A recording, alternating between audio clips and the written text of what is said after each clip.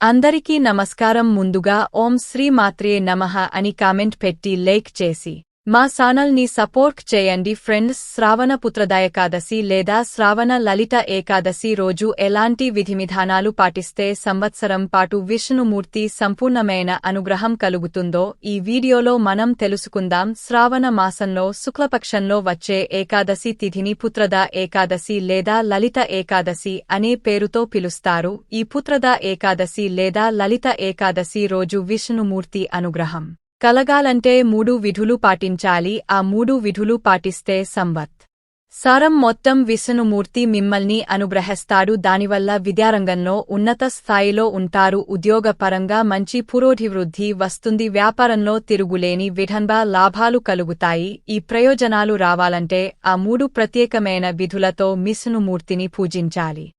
ఆ 3 ప్రత్యేకమైన విధులు ఏంటంటే మొట్టమొదటిది ఉపవాసం, రెండవది జాగరణ, మూడవది విష్ణు పూజ చేయాలి. పూజించే ఉపవాసం ఉండాలి. ఉపవాసం అంటే పాలు పర్లు తీసుకోవచ్చు. రోజంతా కూడా పాలు పర్లు మాత్రమే స్వీకరించి ఉపవాసం ఉండాలి.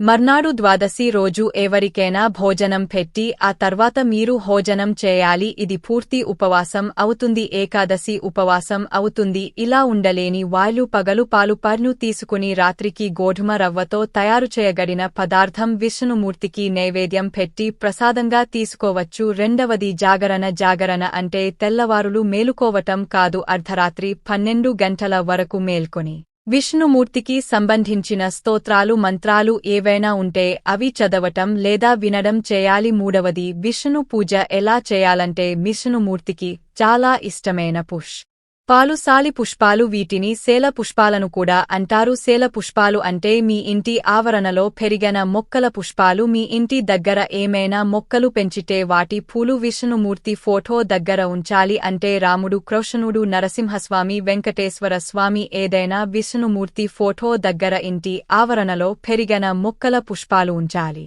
ఇంటి ఆవరణలో మొక్కలు లేకపోతే ఏం చేయాలి? తెల్ల గన్నేరు పూలుగాని, నందివర్ధనం పూలుగాని, తుమ్మి పూలుగాని, జాజి పూలుగాని ఎక్కడి నుంచి అయినా తెచ్చి విష్ణువుకు సమర్పించాలి. అవి కూడా లేకపోతే ఏం చేయాలి?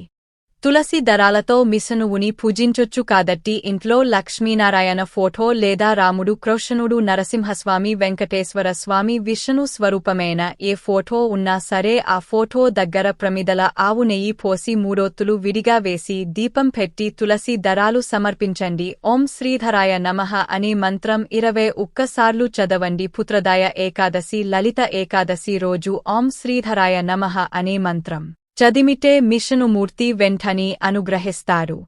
ఆ తర్వాత పచ్చ కర్పూరంతో హారతి ఇవ్వాలి. తీపి పదార్థాల పచ్చ కర్పూరం కలిపి విష్ణుమూర్తికి నైవేద్యంగా పెట్టాలి. శ్రావణ పుత్రదాయకాదశి, శ్రావణ లలిత ఏకాదశి రోజు ఉపవాసం, జాగరణ, విష్ణు పూజ ఈ 3 విధులు పాటిస్తే సంవత్సరం మొత్తం విష్ణుమూర్తి అనుగ్రహానికి సులభంగా పాత్రులు కావచ్చు. మీకు ఈ వీడియో నచ్చితే తప్పకుండా లైక్ చేసి షేర్ చేయండి. మరిన్ని మంచి వీడియోస్ కోసం మా ఛానల్ ని సబ్స్క్రైబ్ చేయండి. ధన్యవాదాలు.